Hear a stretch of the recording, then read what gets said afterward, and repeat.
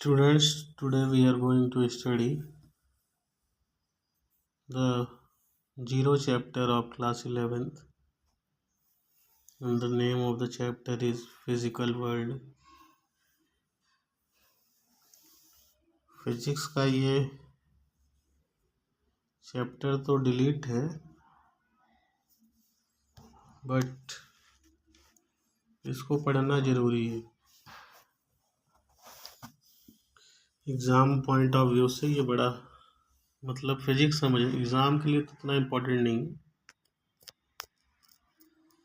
But physics सीखने के लिए इसका नॉलेज ज़रूरी है,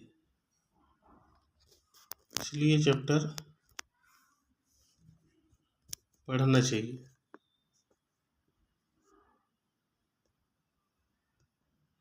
तो इस चैप्टर का नॉलेज बड़ा ज़रूरी है। चैप्टर का नाम है फिजिकल वर्ल्ड। फिजिकल वर्ल्ड यानी भौतिक, फिजिकल मतलब भौतिक, वर्ल्ड यानी संसार, पूरे भौतिक संसार का अध्ययन करना फिजिकल वर्ल्ड कहलाता है। अब हम समझते हैं साइंस क्या होता है।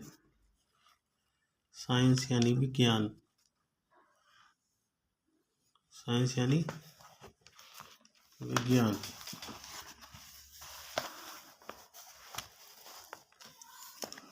तो विज्ञान क्या है, इसके दो डेफिनेशन मैं बता रहा हूँ।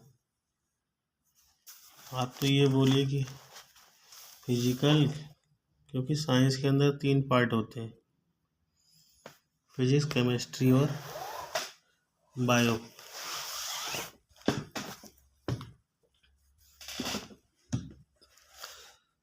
तो फिजिक्स की, केमिस्ट्री की और बायोलॉजी की स्टडी करना साइंस कहलाता है, विज्ञान, क्योंकि साइंस के अंदर तीनों ही सब्जेक्ट आएंगे। लेकिन जो डेफिनेशन है दूसरी, साइंस मीन्स ऑर्गेनाइज्ड नॉलेज, यानी किसी भी चीज़ का व्यवस्थित ज्ञान, या किसी भी चीज़ का सिस्टमेटिक ज्ञान या ऑर्गेनाइज्ड नॉलेज, व्यवस्थित ज्ञान, किसी भी चीज़ का व्यवस्थित ज्ञान या सिस्टमेटिक ज्ञान क्या कहलाता है, साइंस। तो यहाँ पे देखिए लिखा है, science means organised knowledge, it is a systematic attempt to understand the natural phenomena. ये एक व्यवस्थित ज्ञान है, ये एक सिस्टमेटिक ज्ञान है, जिससे हम नेचुरल फिनोमिना की स्टडी करते हैं। और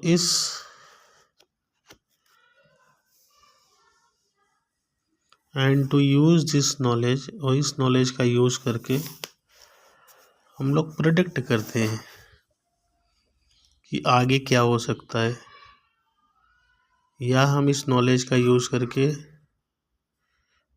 आगे मॉडिफाई कर सकते हैं, आगे की चीज़ों को कंट्रोल कर सकते हैं।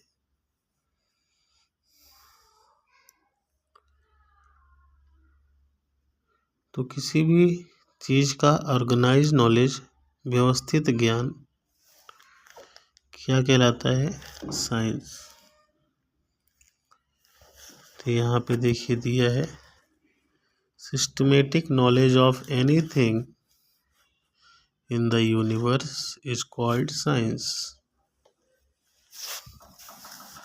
यूनिवर्स में किसी भी चीज़ का सिस्टमेटिक नॉलेज, व्यवस्थित ज्ञान, विज्ञान कहलाता है।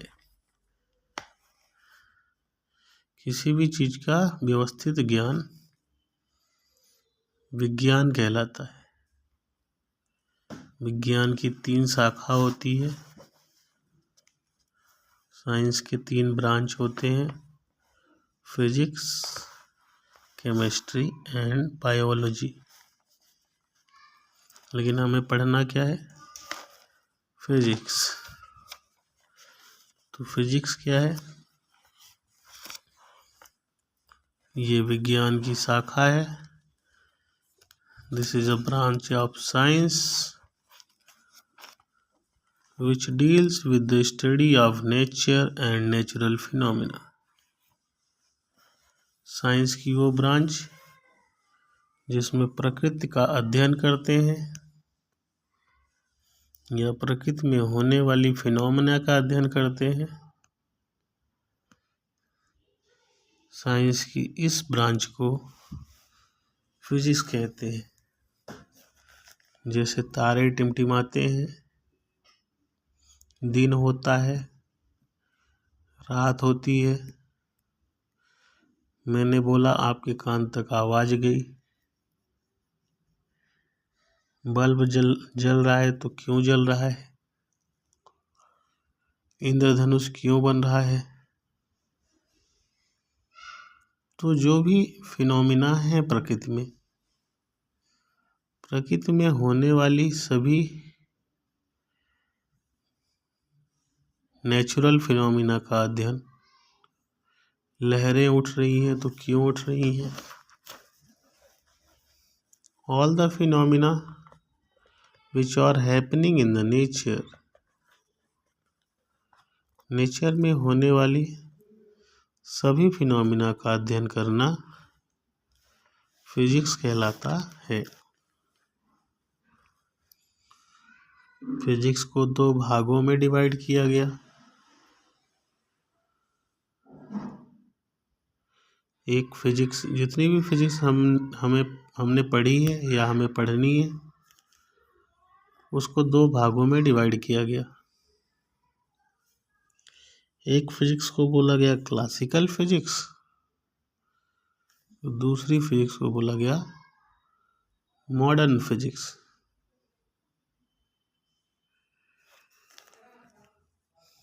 तो न्यूटन के समय की जो फिजिक्स थी,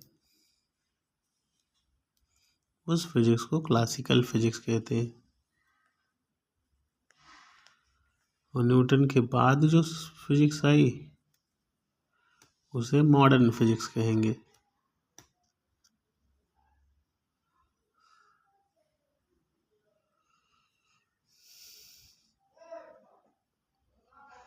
अब हम इसके अंदर एक टॉपिक पढ़ते हैं, साइंटिफिक मेथड। तो साइंटिफिक मेथड क्या है? ये एक स्टेप बाय स्टेप अप्रोच है। जब हम किसी भी फिनोमिना की स्टडी करते हैं या किसी भी लॉ की स्टडी करते हैं, तो हम,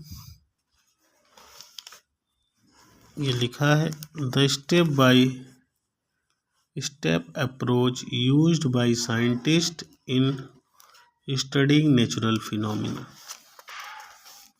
जो साइंटिस्ट होते हैं वो step by step approach use करते हैं किसी भी फिनोमिना की स्टडी करने के लिए। जैसे ये पेन गिर रहा है, कितने टाइम में पहुंचेगा, कितना एक्सेलरेशन होगा, गिरने के बाद उसकी क्या वेलोसिटी होगी। तो किसी भी नेचुरल फिनोमिना की अगर स्टडी करना है तो उस स्टडी करने के लिए scientist step by step approach use करते हैं।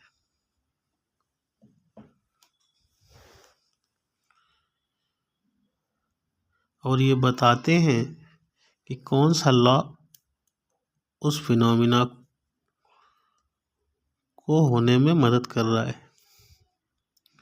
जैसे ये पेन गिर रहा है तो इसको कौन खींच रहा है? अर्थ की ग्रेविटी अपनी तरफ अट्रैक्ट कर रही है। तो इसके पीछे जो लॉ लग रहा है, ग्रेविटेशन कंसेप्ट लग रहा है, इसको अर्थ अट्रैक्ट कर रही है।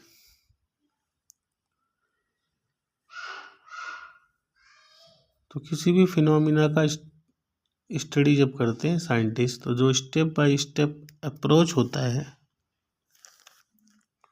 वो स्टेप बाय स्टेप स्टडी करते हैं। तो इस स्टेप बाय स्टेप अप्रोच को साइंटिफिक मेथड कहते हैं। इसके अंदर अब वो जब स्टडी करेंगे स्टेप बाय स्टेप, कौन कौन से स्टेप वो फॉलो करते हैं साइंटिस्ट, ये हम देखने जा रहे हैं। वो क्या करते हैं, taking large number of systematic by doing controlled experiment. Systematic observation लेते हैं, जैसे ये पेन को फॉल कराना है तो एक ही बार नहीं कई बार ऑब्जर्वेशन लेंगे, कई बार फॉल कराएंगे। जैसे पेन को भी फॉल कराए, एक मान लीजिए कागज को भी हमने फेंक दिया ऊपर से, तो दोनों की स्टडी करेंगे और एक बार नहीं कई बार स्टडी करेंगे, कई बार उसको फॉल कराएंगे। तो ऑब्जर्वेशन वो कई बार करते हैं।